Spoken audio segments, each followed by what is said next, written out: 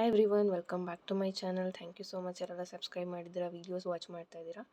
And ಯಾರಿಗಾದರೂ personal reading, tarot course ಕಲಿಬೇಕು, candle wax course, money reiki course, law of attraction ಹಾಗೆ bracelets purchase ಮಾಡಬೇಕು ಅಂತ ಇದ್ದರೆ ಕೆಳಗೆ ಕೊಟ್ಟಿರುವಂಥ ನಂಬರ್ಗೆ ನೀವು ಡಿಸ್ಕ್ರಿಪ್ಷನಲ್ಲಿ ಇರುವಂಥ ನಂಬರ್ಗೆ ನೀವು ವಾಟ್ಸಪ್ ಮೆಸೇಜ್ ಮಾಡ್ಬೋದು. ಆ್ಯಂಡ್ ಈ ಒಂದು ಬ್ರೇಸ್ಲೆಟ್ ಬಂದು ರೋಡ್ ಓಪನರ್ ಅಂತ. ಯಾರಿಗಾದರೂ ತುಂಬ ಆಬ್ಸ್ಟ್ಯಾಕಲ್ಸ್ ಆಗ್ತಾಯಿದೆ ಜಾಬ್ ಸಿಗೋದ್ರಲ್ಲಿ ಅಥವಾ ಬಿಸ್ನೆಸ್ ಗ್ರೋತ್ ಆಗೋದ್ರಲ್ಲಿ, ಇದೆಲ್ಲ ನೀವು ಇಶ್ಯೂಸ್ನ ಫೇಸ್ ಮಾಡ್ತಿದ್ರೆ ಆ್ಯಂಡ್ ನಿಮ್ಮ ಎಬಿಲಿಟಿಗೆ ತಕ್ಕಂತೆ ನಿಮಗೆ ಯಾವುದೇ ರೀತಿ ಆಪರ್ಚುನಿಟೀಸ್ ಸಿಗ್ತಾಯಿಲ್ಲ ಅಂತ ಅಂದಾಗ ಈ ಒಂದು ಬ್ರೇಸ್ಲೆಟ್ನ ನೀವು ವೇರ್ ಮಾಡೋದ್ರಿಂದ ಡೆಫಿನೆಟ್ಲಿ ನಿಮಗೆ ತುಂಬ ಹೆಲ್ಪ್ಫುಲ್ ಆಗುತ್ತೆ ಸಪೋರ್ಟ್ ಮಾಡೋದಕ್ಕೆ. ಸೊ ಇಂಟ್ರೆಸ್ಟ್ ಇರೋರು ಈ ಒಂದು ರೋಡ್ ಓಪನರ್ ಬ್ರೇಸ್ಲೆಟನ್ನು ನೀವು ಪರ್ಚೇಸ್ ಮಾಡ್ಬೋದು. ಇವತ್ತಿನ ಕ್ಯಾಂಡಲ್ ವ್ಯಾಕ್ಸ್ ರೀಡಿಂಗ್ ಯಾರು ನಿಮ್ಮನ್ನ ಬಿಟ್ಟು ಮೂವ್ ಆನ್ ಆಗ್ತೀನಿ ಅಂತ ಹೇಳ್ತಾ ಇದ್ದಾರೆ, ಅವರು ಖಂಡಿತ ಮೂವ್ ಆನ್ ಆಗಿದ್ದಾರಾ ಇಲ್ವಾ, ಅಥವಾ ಈ ರಿಲೇಷನ್ಶಿಪ್ ರಿಯೂನಿಯನ್ ಆಗುತ್ತಾ ಅಂತ ನೋಡೋಣ.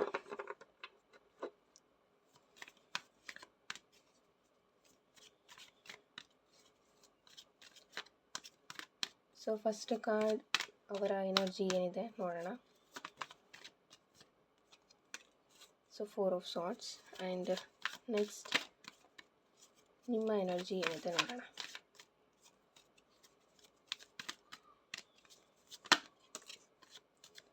ಓಕೆ, ಆ್ಯಂಡ್ ಅವರು ಖಂಡಿತ ನಿಮ್ಮನ್ನು ಮರೆತು ಮೂವ್ ಆನ್ ಆಗಿದ್ದಾರಾ ನೋಡೋಣ.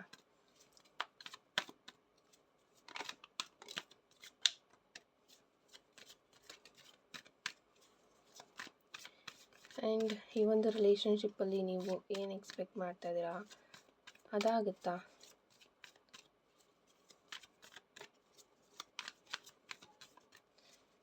ನಿಮ್ಮನ್ನ ಮರೆತು ಮೂವ್ ಆನ್ ಆಗಿರೋರು ಅಥವಾ ಆಗಿಲ್ಲ ಅಂತ ಅಂದರೆ ಇಲ್ಲೇನಾದರೂ ರಿಯೂನಿಯನ್ ಚಾನ್ಸಸ್ ಇದೆಯಾ?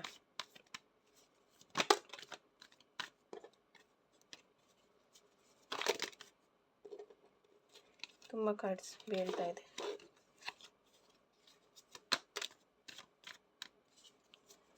ಓಕೆ, ಆ್ಯಂಡ್ ನಿಮಗೆ ಬರ್ತಿರೋಂಥ ಗೈಡೆನ್ಸ್ ಏನಿರ್ಬೋದು?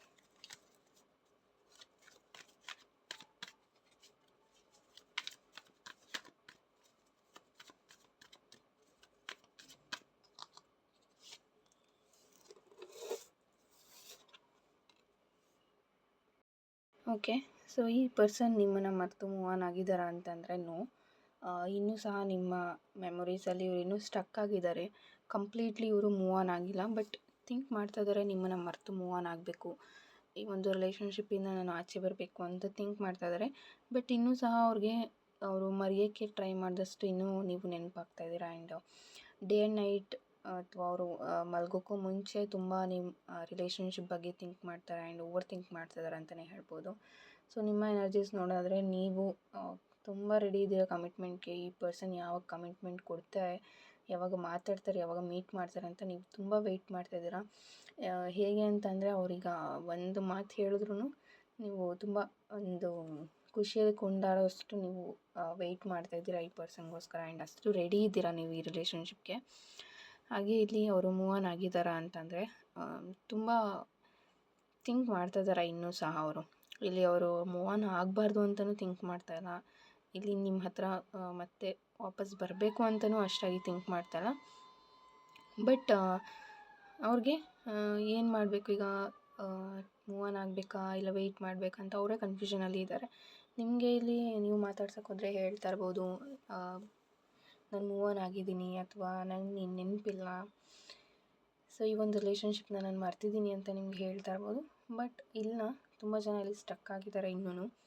ಆ್ಯಂಡ್ ದ ಫೂಲ್ ಕಾರ್ಡ್ ಇಲ್ಲಿ ಇರೋದ್ರಿಂದ ತುಂಬ ಬೇಗ ಡಿಸಿಷನ್ನ ತೊಗೊಂಡಿದ್ದಾರೆ ನಿಮ್ಮ ವಿಷಯದಲ್ಲಿ. ಹಾಗೆ ಇವ್ರಿಗೆ ಇರುವಂಥ ರೆಸ್ಪಾನ್ಸಿಬಿಲಿಟೀಸ್ ಇಲ್ಲಿ ಅವ್ರಿಗೆ ತುಂಬ ಒಂದು ಆಬ್ಸ್ಟಕಲ್ಸ್ನ ಕ್ರಿಯೇಟ್ ಮಾಡ್ತಿರ್ಬೋದು. ಒಂದು ಮ್ಯಾರೇಜ್ ಕಮಿಟ್ಮೆಂಟ್ ಅಥವಾ ಯಾವುದೇ ರೀತಿ ಇನ್ನೂ ಎಕ್ಸ್ಟ್ರಾ ರೆಸ್ಪಾನ್ಸಿಬಿಲಿಟೀಸ್ ಇವರಿಗೆ ಕರೆಂಟ್ಲಿ ಬೇಡ ಅಂತ ಅನ್ನಿಸ್ತಾ ಇದೆ.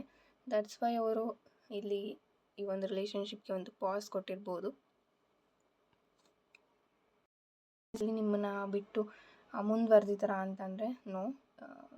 ಬಿಕಾಸ್ ಇಲ್ಲಿ ಈ ವ್ಯಕ್ತಿ ತುಂಬ ಲಾಸ್ ಆಗಿದ್ದಾರೆ, ಫೈನಾನ್ಷಿಯಲಿ ತುಂಬ ಲಾಸ್ ಆಗಿದ್ದಾರೆ. ಏನೆಲ್ಲ ಲಾಸ್ ಆಗಿದೆ ಅದನ್ನು ಮತ್ತೆ ಇವರು ಝೀರೋಯಿಂದನೇ ಸ್ಟಾರ್ಟ್ ಮಾಡಬೇಕಾಗಿದೆ. ಫಸ್ಟು ಒಂದು ಝೀರೋಯಿಂದ ಸ್ಟಾರ್ಟ್ ಮಾಡಿ ಒಂದು ಹಂತಕ್ಕೆ ಬಂದಿದ್ದರು. ಅದೆಲ್ಲ ಅಟ್ ಎ ಟೈಮ್ ಒಂದೇ ಸಲ ಕಂಪ್ಲೀಟ್ ಲಾಸ್ ಆಗಿದೆ ತುಂಬ ಜನಕ್ಕೆ ಬಿಸ್ನೆಸ್ಸಲ್ಲಿ. ಆ ಒಂದು ಇಶ್ಯೂ ಆಗಿರ್ಬೋದು, ಈ ಒಂದು ರಿಲೇಷನ್ಶಿಪ್ಪಲ್ಲಿ ಕಮಿಟ್ಮೆಂಟ್ ಕೊಡೋಕ್ಕಾಗ್ತಾಯಿಲ್ಲ ಅವ್ರಿಗೆ. ಸೊ ಅವ್ರು ಹೇಳ್ತಾ ಇದ್ದಾರೆ, ನಾನು ಎಲ್ಲ ಒಂದು ಕಷ್ಟನ ಸರಿ ಮಾಡಿಕೊಂಡು ನಿನ್ನ ಹತ್ರ ಬರ್ತೀನಿ, ನೀನು ವೆಯ್ಟ್ ಮಾಡು. ಸೊ ಈ ಒಂದು ಮನಸ್ಸಲ್ಲಿರೋ ಮಾತನ್ನು ಅವರು ನಿಮ್ಗೆ ಹೇಳ್ತಾ ಇಲ್ಲ, ಬಿಕಾಸ್ ಅವ್ರಿಗೆ ತುಂಬ ಡೌಟ್ ಇದೆ. ಇದು ಸಕ್ಸಸ್ ಆಗುತ್ತಾ, ನಿಜವಾಗ್ಲೂ ನಾನು ಲೈಫಲ್ಲಿ ಸೆಟಲ್ ಆಗ್ತೀನಾ, ಸಾಧನೆ ಮಾಡ್ತೀನಾ ಅಂತ ಅವ್ರಿಗೆ ತುಂಬ ಡೌಟ್ಸ್ ಇರೋ ಕಾರಣ ನಿಮ್ಗೆ ಯಾವುದೇ ರೀತಿ ಅವರು ಹೋಪ್ಸನ್ನು ಕೊಡ್ತಾಯಿಲ್ಲ, ಯಾವುದೇ ಭರವಸೆನ ಅವ್ರು ಕೊಡ್ತಾಯಿಲ್ಲ. ತುಂಬ ಜನಕ್ಕೆ ಅಲ್ಲಿ ಈ ಪರ್ಸನ್ ಕಡೆಯಿಂದ ಕಾಂಟ್ಯಾಕ್ಟೇ ಇಲ್ಲ. ಅವರು ಮಾತಾಡಿ ತುಂಬ ದಿನವೇ ಆಗಿರ್ಬೋದು, ಯಾವುದೇ ರೀತಿ ಕಾಂಟ್ಯಾಕ್ಟ್ ಮಾಡ್ತಾಯಿಲ್ಲ. ದ ಫೂಲ್ ಕಾರ್ಡ್ ಇಲ್ಲಿರೋದ್ರಿಂದ ಒಂದು ಲಾಯಲ್ಟಿ ರೆಪ್ರೆಸೆಂಟ್ ಮಾಡ್ತಾ ಇದೆ ಇಲ್ಲಿ. ಈ ಪರ್ಸನ್ ಲಾಯಲ್ ಆಗಿಯೇ ಇದ್ದಾರೆ, ನಿಮಗೆ ಕಾಂಟ್ಯಾಕ್ಟಲ್ಲಿ ಇಲ್ಲ ಅಂದರೂ ಸಹ. ಆ್ಯಂಡ್ ಈ ವ್ಯಕ್ತಿ ನಿಮ್ಮನ್ನು ತುಂಬ ಪ್ರೀತಿಸ್ತಾರೆ ಆ್ಯಂಡ್ ನಿಮ್ಮ ಮೆಮೊರೀಸ್ ಅವ್ರಿಗೆ ತುಂಬ ನೆನಪಾಗುತ್ತೆ. ಯಾಕೆ ಅಂತಂದರೆ ಅವ್ರಿಗೆ ಸದ್ಯಕ್ಕೆ ಏನೂ ಅವ್ರಿಗೆ ಹೇಳೋವಂಥ ಸ್ಥಿತಿಯಲ್ಲಿಲ್ಲ. ಬಟ್ ನಿಮ್ಮನ್ನು ನೆನೆಸ್ಕೊಳ್ತಾ ಅಥವಾ ನಿಮ್ಮ ಫೋಟೋಸ್ ಅವ್ರ ಹತ್ರ ಇದೆ, ತುಂಬ ಅದನ್ನು ನೋಡ್ತಾ ಇರ್ತಾರೆ ಅಂತಲೇ ಹೇಳ್ಬೋದು. ಆ್ಯಂಡ್ ಬಿಫೋರ್ ಸ್ಲೀಪ್ ಅವರು ಯಾವಾಗೆಲ್ಲ ಟೈಮ್ ಸಿಗುತ್ತೆ ಅವಾಗೆಲ್ಲ ನಿಮ್ಮ ಬಗ್ಗೆ ತುಂಬ ಯೋಚನೆ ಮಾಡ್ತಾರೆ. And there is a positive shift ಅಂತಲೂ ಇಲ್ಲಿ ರೆಪ್ರೆಸೆಂಟ್ ಮಾಡ್ತಾ ಇದೆ. ಈ ಒಂದು ರಿಲೇಷನ್ಶಿಪ್ಪಲ್ಲಿ ಒಂದು ಚೇಂಜಸನ್ನು ನೀವು ನೋಡ್ತೀರಾ. ಅವರು ನಿಮ್ಮ ಕಡೆಗೆ ಸದ್ಯಕ್ಕೆ ಬರದೇ ಇದ್ದರು, ನೆಕ್ಸ್ಟ್ ವಿತಿನ್ 1 ಇಯರಲ್ಲಿ ತುಂಬ ಒಂದು ಚೇಂಜಸನ್ನು ಮಾಡಿಕೊಂಡು ಆ್ಯಂಡ್ ಒಂದು ಹೈ ಪೋಸ್ಟ್ಗೆ ಅವರು ಹೋಗಿ ಅವ್ರು ಏನು ಅಂದ್ಕೊಳ್ತಾ ಇದ್ದಾರೆ ಅಚೀವ್ ಮಾಡಬೇಕಂತ, ಡೆಫಿನೆಟ್ಲಿ ಅದನ್ನು ಮಾಡ್ತಾರೆ. ಆ ಒಂದು ಕೆಪಬಿಲಿಟಿ ಇವ್ರಿಗೆ ಇದೆ ಅಂತಲೇ ಹೇಳ್ಬೋದು. ಬಿಕಾಸ್ ಈ ಪರ್ಸನ್ಗೆ ತುಂಬ ಕಾನ್ಫಿಡೆನ್ಸ್ ಜಾಸ್ತಿ, ಹಾಗೆ ತುಂಬ ಧೈರ್ಯನೂ ಜಾಸ್ತಿ ಅಂತಲೇ ಹೇಳ್ಬೋದು. ಆ್ಯಂಡ್ ಇಲ್ಲಿ ನೀವು ಅವರು ನಿಮ್ಮ ಹತ್ರ ಬರೋದನ್ನು ಸಹ ನೋಡ್ತೀರಾ. ನಿಮ್ಮನ್ನು ಅವ್ರು ಮತ್ತೆ ಕಾಂಟ್ಯಾಕ್ಟ್ ಮಾಡ್ತಾರೆ. ತುಂಬ ಜನಕ್ಕೆ ಇಲ್ಲಿ ಫೈನಾನ್ಷಿಯಲಿನೇ ಒಂದು ಬರ್ಡನ್ ಆಗಿರ್ಬೋದು, ಫೈನಾನ್ಷಿಯಲಿ ಯಾವುದೇ ರೀತಿ ಚೆನ್ನಾಗಾಗ್ತಾಯಿಲ್ಲ, ಯಾವುದೇ ಥರ ನಿಮಗೆ ಅವ್ರ ಲೈಫಲ್ಲಿ ಒಂದು ಕಮಿಟ್ಮೆಂಟ್ ಕೊಡಬೇಕು ಅಂದರೆ ಅಷ್ಟೊಂದು ಸ್ಟೇಬಲ್ ಆಗಿ ಇಲ್ಲ ಕರೆಂಟ್ಲಿ. ದಟ್ಸ್ ವೈ ಅವರು ನಿಮ್ಗೆ ಯಾವುದೇ ರೀತಿ ಹೋಪ್ಸ್ ಆಗಲಿ ಮಾತುಕತೆ ಆಗಲಿ ನಿಮ್ಮಿಬ್ಬರ ಮಧ್ಯೆ ಇಲ್ಲ. ಸೊ ಹೇಳ್ತಾ ಇದ್ದಾರೆ ನಿಮಗೆ ಮೂವ್ ಆನ್ ಆಗಿಬಿಡು, ಅಥವಾ ನಿಮ್ಮ ಮನೆಯಲ್ಲಿ ಯಾರು ತೋರಿಸ್ತಾರೆ ಅವ್ರನ್ನ ಮದುವೆ ಆಗು ಅಂತಲೂ ಹೇಳ್ತಾ ಇರ್ಬೋದು ನಿಮಗೆ. ಬಿಕಾಸ್ ಅವ್ರ ಮಾತಿಂದ ನಿಮಗೆ ತುಂಬ ಹರ್ಟ್ ಆಗಲಿ ಅಂತ ಅವರು ಮಾತಾಡೋಕ್ಕೆ ಇಷ್ಟ ಇಲ್ಲದೇ ಇದ್ರೂ ಸಹ ನಿಮ್ಮ ಹತ್ರ ಅವರು ಆ ಥರ ರೂಡಾಗಿ ಬಿಹೇವ್ ಮಾಡ್ತಾ ಇರ್ಬೋದು. ಆ್ಯಂಡ್ ಈ ಒಂದು ರೀಡಿಂಗ್ ಜನರಲ್ ರೀಡಿಂಗ್ ಆಗಿರುತ್ತೆ. ಸೊ ಎಲ್ಲರ ಜೊತೆನೂ ರೆಸೊನೇಟ್ ಆಗುತ್ತೆ ಅಂತ ಹೇಳೋದಕ್ಕಾಗಲ್ಲ. ಸೊ ನಿಮಗೆ ರೆಸೊನೇಟ್ ಆಗಿದ್ದರೆ ಮಾತ್ರ ತೊಗೊಳ್ಳಿ, ಅದರ್ವೈಸ್ ನೀವು ಇದನ್ನು ಸ್ಕಿಪ್ ಮಾಡ್ಬೋದು. Thank you so much. If in case ನಿಮ್ಗೆ ಕನ್ಫ್ಯೂಷನ್ಸ್ ಇದ್ದರೆ ಪರ್ಸನಲ್ ರೀಡಿಂಗನ್ನು ತೊಗೋಬೋದು. ಸೊ ಅದರಲ್ಲಿ ನಿಮ್ಮ ರಿಲೇಷನ್ಶಿಪ್ ಬಗ್ಗೆ ನೀವು ಒಂದು ಗೈಡೆನ್ಸ್ ಕ್ಲಾರಿಟಿನ ತೊಗೊಳ್ತೀರಾ. Thank you so much. ಎಲ್ಲರಿಗೂ ಒಳ್ಳೆಯದಾಗಲಿ.